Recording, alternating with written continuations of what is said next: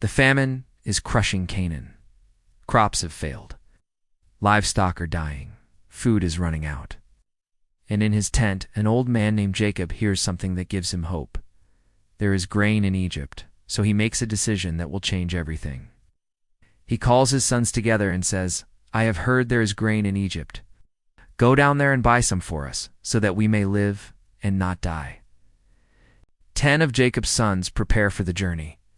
But notice 10 sons, not 11. Jacob keeps Benjamin, his youngest, at home. Benjamin is Rachel's other son, Joseph's full brother. After losing Joseph, Jacob cannot risk losing Benjamin too. So Benjamin stays behind, and 10 brothers set out for Egypt, unaware that they are walking straight into a divine plan that has been 20 years in the making. Meanwhile, in Egypt, Joseph manages the grain distribution. Day after day, people from various nations come to buy food. Joseph sees hundreds of faces and processes countless transactions. It is routine now, until one day he looks up and sees 10 men approaching. 10 men who look different from the Egyptians. 10 men bow before him, their faces to the ground, exactly as is proper when approaching the prime minister. Joseph recognizes them immediately. His brothers, the men who threw him in a pit, the men who sold him into slavery, the men who destroyed his life and broke their father's heart, are here right in front of him, bowing just as he had dreamed 20 years ago. But they do not recognize him. How could they? The last time they saw Joseph, he was 17, pleading for his life, dragged away in chains.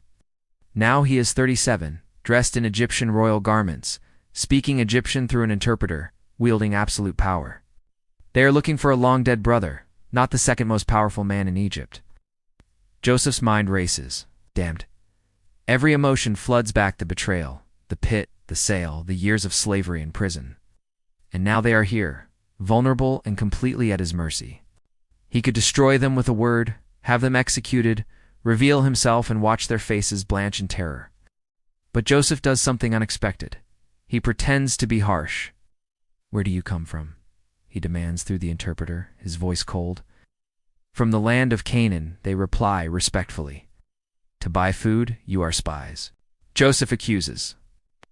"You have come to see where our land is unprotected." The brothers are shocked. "No, my lord. Your servants have come to buy food. We are all the sons of one man. Your servants are honest men, not spies." But Joseph presses harder. "No, you have come to see where our land is unprotected." The brothers plead. "Your servants were 12 brothers, sons of one man who lives in the land of Canaan. The youngest is now with our father, and one is no more. One is no more." That is how they referred to Joseph dead, erased from the family. Joseph must feel a twist in his heart, yet he maintains his composure and continues the charade. "It is as I told you, you are spies, and this is how you will be tested. As surely as Pharaoh lives, you will not leave this place unless your youngest brother comes here. Send one of your number to fetch your brother. The rest will remain in prison so that your words may be tested. If you lie, then, as surely as Pharaoh lives, you are spies." And with that, Joseph has all 10 of them thrown into prison. For 3 days the brothers sit in an Egyptian dungeon, terrified and confused, not understanding what is happening. 3 days, the same amount of time Joseph spent in a pit before they sold him. Coincidence? Hardly. On the 3rd day, Joseph has them brought back. His tone softens slightly. "Do this, and you will live, for I fear God, if you are honest men. Let one brother stay here in prison, while the rest return home with grain for your starving households. But you must bring your youngest brother to me, so that your words may be verified and you may not die." The brothers agree immediately. They have no choice. But then, right in front of Joseph, they begin speaking in Hebrew. They do not know he understands, and their words cut deep. "Surely we are being punished because of our brother. We saw how distressed he was when he pleaded with us for his life, but we would not listen. That's why this distress has come upon us." Reuben, the oldest, adds, "Didn't I tell you not to sin against the boy? But you wouldn't listen. Now we must give an accounting for his blood." They believe Joseph is dead, and that God is punishing them for murdering him.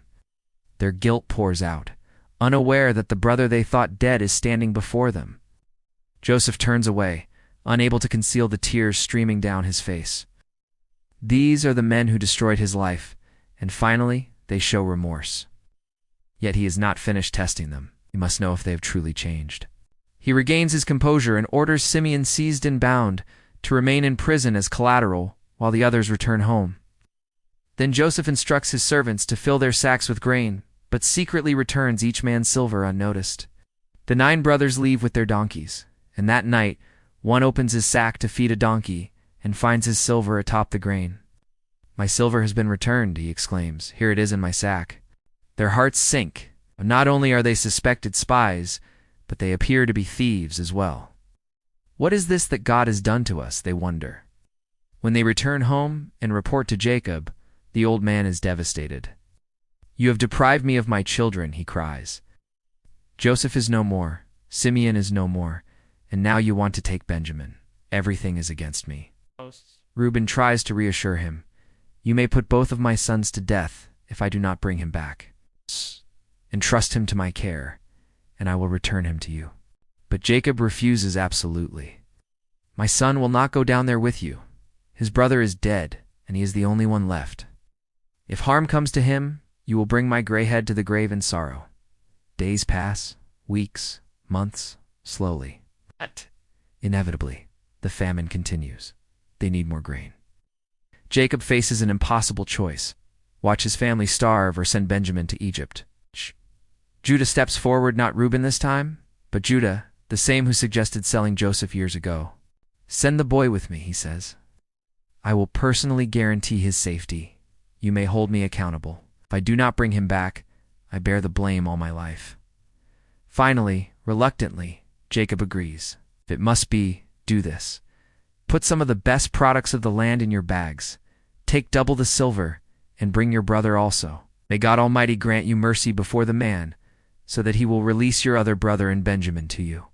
The brothers return to Egypt with Benjamin. Joseph sees him, his full brother, Rachel's other son, now a young man, and emotion nearly overwhelms him. He orders a feast. The brothers are terrified, fearing punishment for the silver in their sacks. They attempt to explain, but the steward reassures them, "Do not be afraid.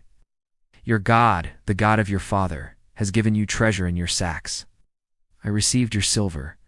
Joseph brings out Simeon. The brothers are reunited, but still uneasy. They present their gifts to Joseph. When Joseph sees Benjamin, he cannot contain his emotion, hurries to his private room, and weeps. He washes his face, regains composure, and returns to host the meal. Yet Joseph is not ready to reveal himself. One final test remains, to see if his brothers will protect Benjamin or themselves. He instructs his steward, "Fill their sacks with grain and return their silver, but hide Joseph's silver cup in the youngest brother's sack, Benjamin's." The next morning, the brothers leave, probably relieved. But barely out of the city, Joseph's steward catches up with them. "Why have you repaid good with evil? Why have you stolen my master's silver cup?" The test is set, and this time there is no escaping it.